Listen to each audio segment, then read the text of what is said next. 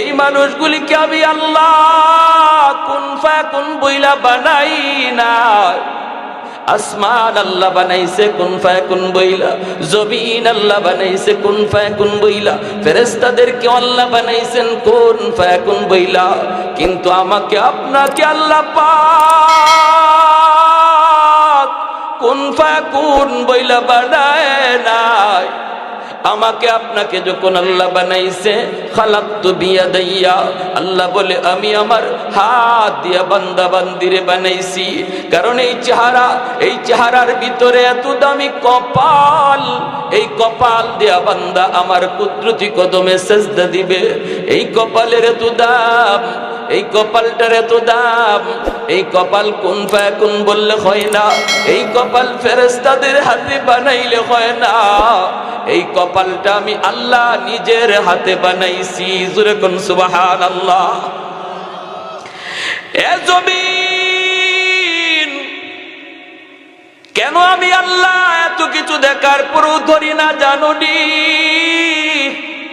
জমিনের ভিতরে এখনো চার দল জমিনের ভিতরে রয়েছে রে।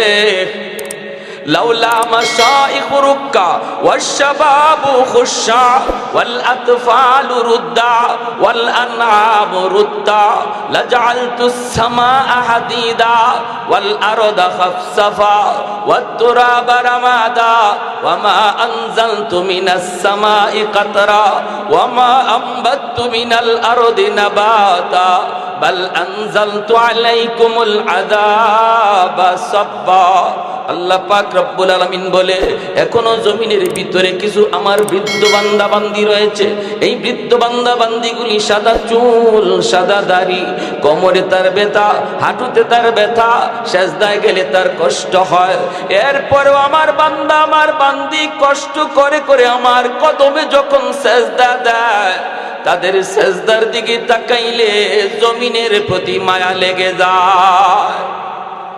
ওয়াশবাবু খুশা, জমিনের ভিতরে এখনো এমন কিছু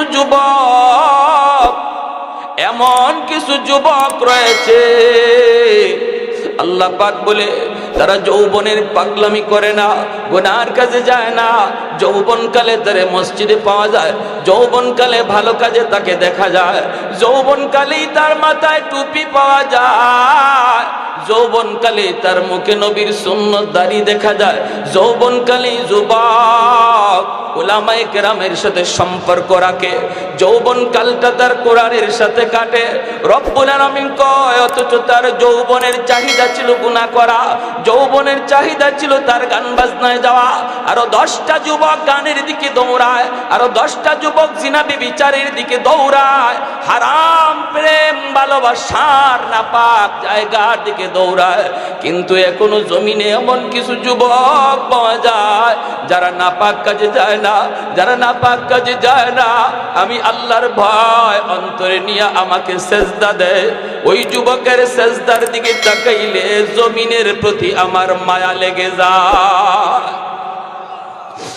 এর যুবক, এজন্য বলি, তুমি যদি বলো হুজুর যৌবনে আল্লাহর গোলামি করা খুব কষ্ট, যৌবনে আল্লাহকে ভয় কইরা বড় কষ্ট, যদি তুমি এমন বলো, তাহলে আমি তোমাকে প্রমাণ দিতে বাধ্য হব। এই জমিনের ভিতরে এমন বহু যুবক পাওয়া যাবে যারা যৌবনে 5 ওয়াক্ত নামাজ পড়ে। রেবে যাও, সেখানে যায় দেখবা পাক্কা নামাজি পাওয়া যায়, পুলিশের ভিতরে গেলে নামাজি পাওয়া যায়, আর্মির ভিতরে গেলে নামাজি পাওয়া যায়, হাই স্কুলে গেলে জোহরের সময় নামাজি যুবক পাওয়া যায়নি না যায় না। কলেজের ভিতরেও যুবক, কলেজের ভিতরেও জোহরের টাইমে বহু যুবক নামাজি নামাজে যায়। তোমার কপাল কেন পুরল রে যুবক? আমি ঢাকা ইউনিভার্সিটিতে একবার গেলাম আমার বন্ধুর দাওয়াতে, আমি নামাজ পড়লাম জোহরের নামাজ, বন্ধু আমার সাথে হাত মিলাইল, এরপরে দেখি আরেকটা যুবক আমার সাথে হাত মিলাইল। চেহারাটা এত সুন্দর, সুন্নতি দাড়ি, মাথায় পাগড়ি পরা, লম্বা জুব্বা, চেহারাটা একদম নূরে ঝলমল ঝলমল করতেছে। আমি তো অবাক, ঢাকা ইউনিভার্সিটির ভিতরে এত সুন্দর এক যুবক আমার বন্ধু আমাকে বলতেছে, বন্ধু বলো তো দেখে তোমার কি মনে হয়? আমি বললাম আমার তো মনে হয় সে কোনো মাদ্রাসায় পড়ে, নতুবা কোনো মাদ্রাসায় পড়ায়। কিন্তু আমার দোস্ত বলতেছে, না রে দোস্ত, সে জীবনে কোনোদিন মাদ্রাসায় যায় নাই, মাদ্রাসার বারান্দায় যায় নাই।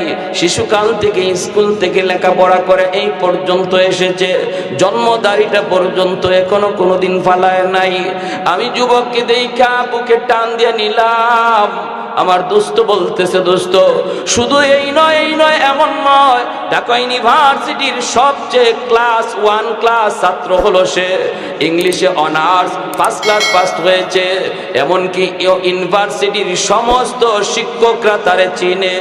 আমি যুবককে হাত মিলাই বললাম, যুবক এই লেবাসে তুমি ইউনিভার্সিটিতে পড়ো, তোমার কি কোনো সমস্যা হয় না? কারণ এই লেবাস তো আর কারো নাই, এই লেবাস তো আর কারো নাই।